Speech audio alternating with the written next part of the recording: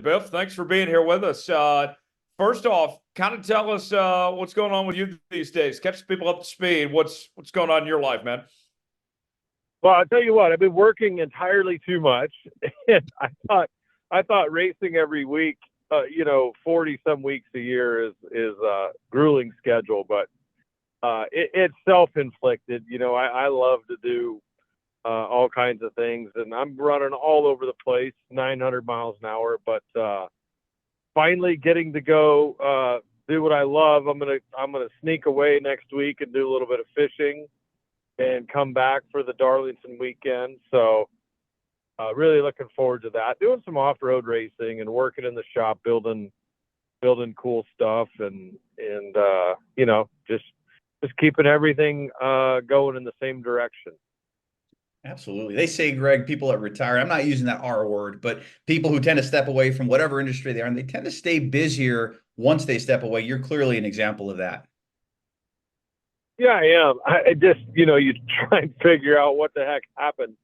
But you don't. I think part of my problem is I don't know a schedule, right? It's because in racing you are doing or working or autographs, interviews, traveling 7 days a week.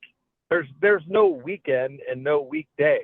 It's just what it is. So I find myself, what am I going to work on today? What am I going to work on today? And that's just the way I am. Am I going to work on the kids' go-kart, motorcycle? Am I going to, work on something around the shop or whatever? So it's just, that's the way it is. And I find myself just 7 days a week.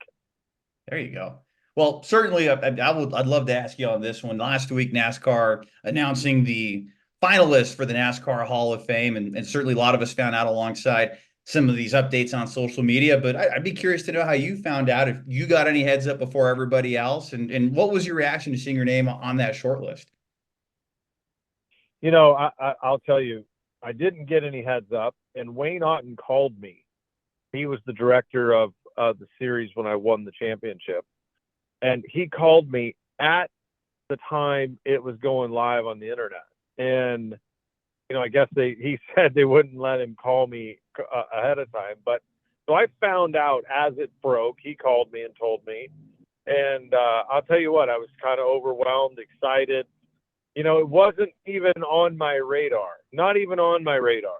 So I'll tell you what, I'm certainly grateful for the nomination, and now the hard work becomes getting enough votes to get in, which is there's a lot of, I don't know if you've seen the list, but there's a lot of great names and a lot of deserving people on that list, and I've thought that since day one. When they started it, you look at the list and it's, oh my gosh, how do I decide between all these guys? Right.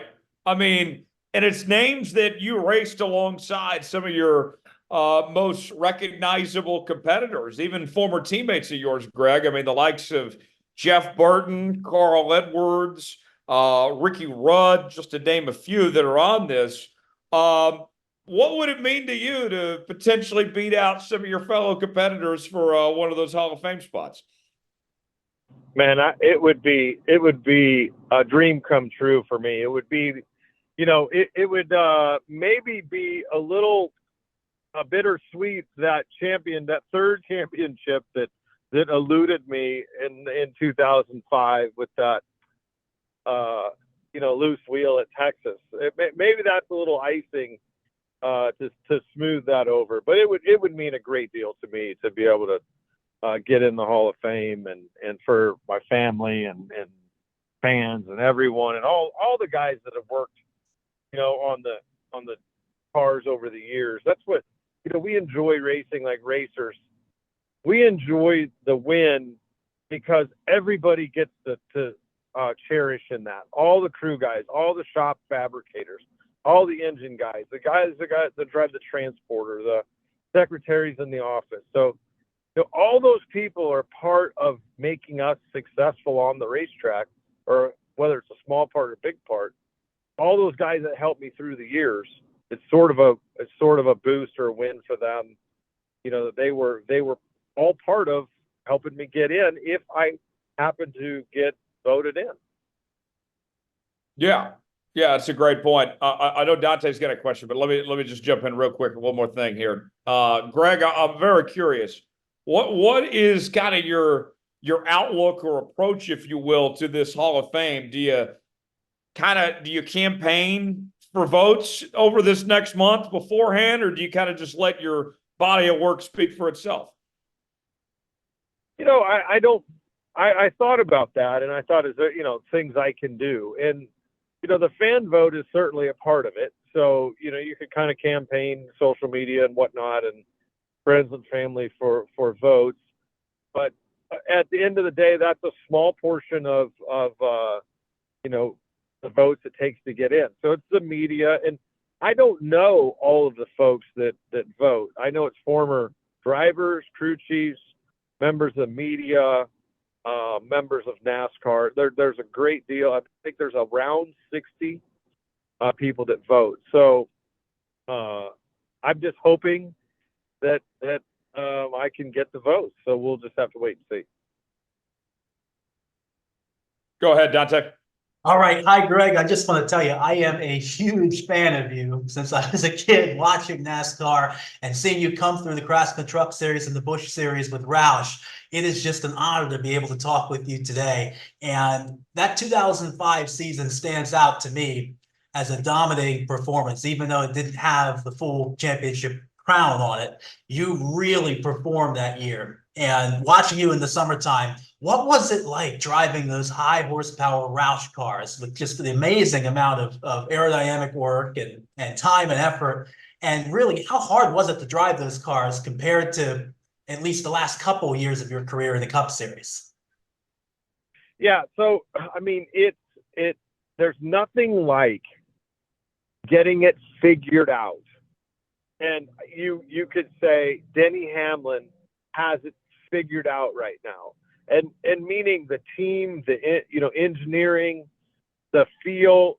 A lot of when I was winning in 05 and racing against Tony Stewart and Carl and Mark Martin, it was really the drivers, pass and the crew chief. It wasn't really a bunch of data and relying on engineers and all those things to decide what bump stop.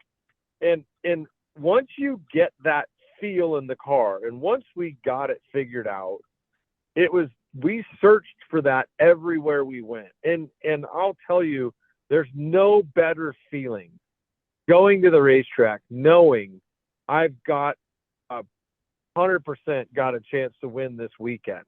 And on the same token, there's no worse feeling than going to the racetrack going, we don't have the downforce. We don't have we don't have the stuff it takes to win.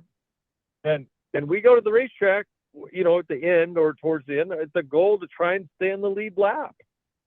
Try and put ourselves in position, try and get a 2-tire pit stop at the end to maybe have a chance at getting up front and stealing one.